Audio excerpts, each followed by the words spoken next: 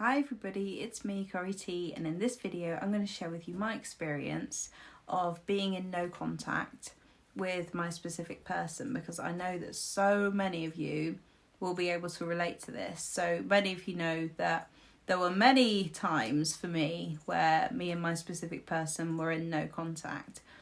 And I was speaking to one of my clients earlier who was just saying that she feels like she just has no idea where this person is, what he's doing, who he's with, or anything. And it feels like the energy of this person has just disappeared off the face of the earth.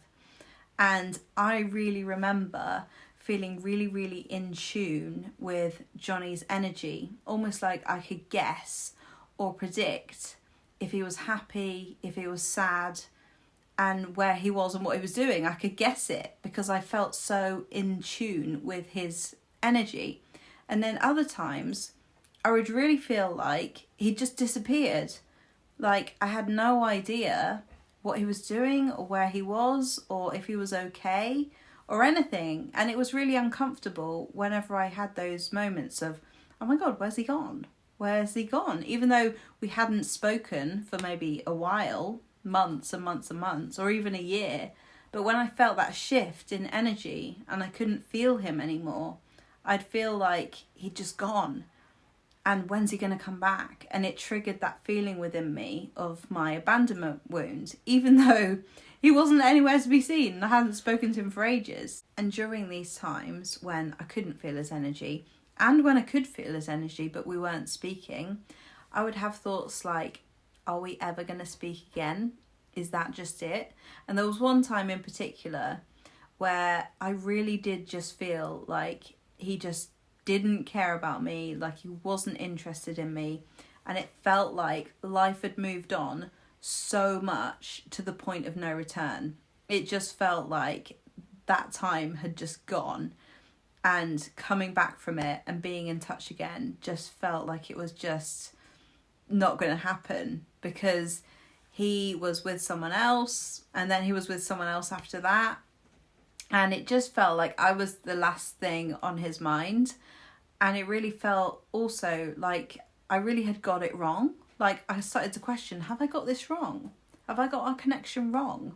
Was I wrong about feeling like we really had something? And the reason why I'm telling you this is because I hear so many of you starting to question the connection that you felt like you had. And what it always comes back to is you're not deluded, and what you felt and what you feel is true, and you experienced it, therefore it exists. It is what you think and what you felt it is and was and can be. This is what I believe. And when someone tells me that they have a really strong connection with someone and they absolutely believe in it, I believe in it too, because I know what that's like to be in complete no contact and maybe not even speaking to this person for years, but still feeling like that connection that I have and had when we were apart was real, and I trusted it most of the time. But sometimes I didn't. As I said, sometimes I'd be like, maybe I've got this wrong. I really don't know, because I wanted certainty, I wanted evidence, I wanted proof, like we all do. And during these times, sometimes we can't have it. And we have to fall back on the way that we feel and what we trust and what we want to be true. There were other times in our period of no contact where my life was going pretty well. I was feeling pretty good about myself. I was busy. I was being creative. I had people around me. And he'd come into my head and I'd think, I know that we're going to be in touch again.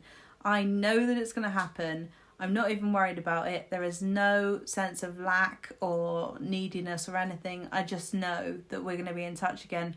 And then the thoughts would come and they'd go. And that sometimes happened, but then other times I'd be really worried about it and I'd be thinking, why the hell isn't he talking to me? Or what's he doing? Or has he forgotten about me? During the times that we were in no contact, because there were many, there were like about 5 or 6 times when we were in no contact. There was some of those times where I reached out to him and I broke the no contact. And there were some of the times where he reached out to me. And looking back, the times when he reached out to me, I really was just getting on with my life and I wasn't thinking about him that much. And so when he did reach out to me, it was quite a surprise and I wasn't waiting for it. I was just like, oh, whoa, didn't see that one coming. I haven't heard from him in a while. And I remember one time in particular, I really hadn't thought that I was going to hear from him anytime soon. So he was like way at the back of my mind. He messaged me to explain why he'd disappeared the time before. And that time led to a bit of a conversation, but it didn't really come to anything. And then there was a really big break of about 1.5 years where we didn't speak. And during that time, I wasn't consciously manifesting him. But what I did think is I really believe, despite everything, despite how dire this all looks, despite how much he seems to have moved on, despite how much he seems to be just absolutely not thinking about me, I believed that he would contact me again. And I used to think to myself, he's going to message me. He's going to say sorry. And at the time, it really didn't feel like that was going to happen anytime soon. And I was doing my master's degree and I was just doing my music and I was just really focused on that. And all of a sudden, about 1.5 years after, a silence, he messaged me and said, I am so sorry. Again, it was another sorry message. I'm so sorry for everything and I really miss you. Honestly, at the time, I was so engrossed in what I was doing in my life. I didn't want any interruptions. I wasn't ready to speak to him, so I just didn't reply. And that was the first time in our whole connection that I just didn't reply. And about 3 months later, he messaged me again. So the tables had turned from me being the one to break the silence to him being the one to break the silence and then him breaking it again. And that time we ended up speaking again, then we ended up meeting. And then after that, he went to Korea and then there was another silence. And during that silence, when he was in Korea, that's when I did the deep work. That time was when I really knew about manifestation. I really knew about healing and doing the inner work and self-love and self-concept and all of that stuff. That's when I went really hard on doing that stuff. I was also in a kind of feeling of, because I know all this stuff now I'm expecting it. Now I'm expecting to hear from him, which felt way worse than when I wasn't expecting it before and when I didn't know about manifestation. So it's kind of like a double-edged sword, because on one hand, when you find out about manifestation and conscious manifestation, you feel really, really, really powerful. And on the other hand, you feel like, well, because I know this now, why is this not happening? And that's definitely how I felt as well, until I started to go back into what I was doing before. Without knowing about manifestation, I started to just put myself first again. I started to do that. I started to care less about techniques and things that were focused on him and an outcome, and more about me and me feeling good and me just surrendering and saying, right, I don't know anymore. I'm handing this one over to a higher power. And that just felt better and more relaxed. And that's when I started to let go, as it were, to some extent. I started to think about other things and think about myself and think about the plans that I might do, that might happen after Italy, because that's where I was, Italy. And just as I started doing that, that's when I accidentally sent him the emoji. And it was a total accident, and many of you probably know the story already, how I was just on my phone, just feeling a bit nostalgic, looking at our text messages, and my thumb accidentally hit the emoji button, which was an emoji of me just going like that. And it was really annoying, and I didn't mean to do it. I wasn't ready to do it as far as I was concerned, but it led to the conversation, and it led to him being the one to ask me things, him being the one to suggest FaceTime and meeting up. And then that's what led to us actually being in a relationship, and then doing even more of the work on myself and self-healing and everything else that I told the universe and told myself that I was ready for. I told the universe I was ready. I said, I'm ready even if I don't think I'm ready. I'm ready to face whatever it is that I need to face in order for me to create this amazing relationship. And that's why I believe the relationship unfolded when it did. So this journey and being in no contact and manifesting contact and manifesting a relationship or a specific person is different for everyone. There is no right or wrong way. There is no technique that you're missing out on. What you've got to do is find and feel into what feels good and right for you, and trust that all of the feelings that you're thinking and feeling are right, and you're not doing anything wrong, and you can't do anything wrong, and everything is unfolding exactly as it should in perfect timing, and you're exactly where you're meant to be.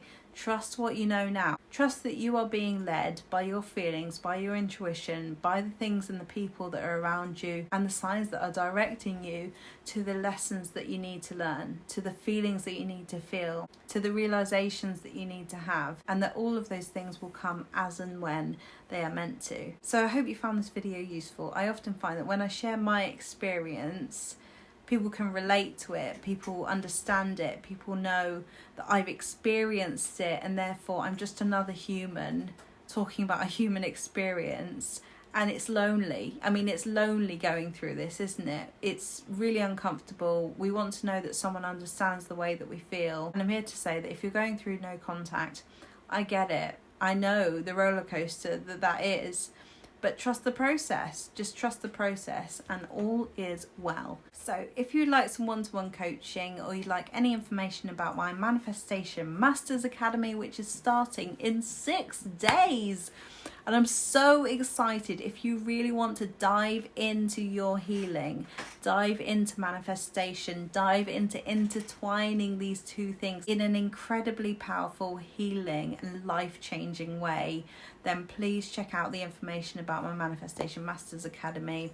It's going to be amazing, and I'm so proud of this program. I'm so excited for everyone who gets to experience it. And if you have any questions about that, then you can email me or send me a direct message, and I will see you in the next video. Bye.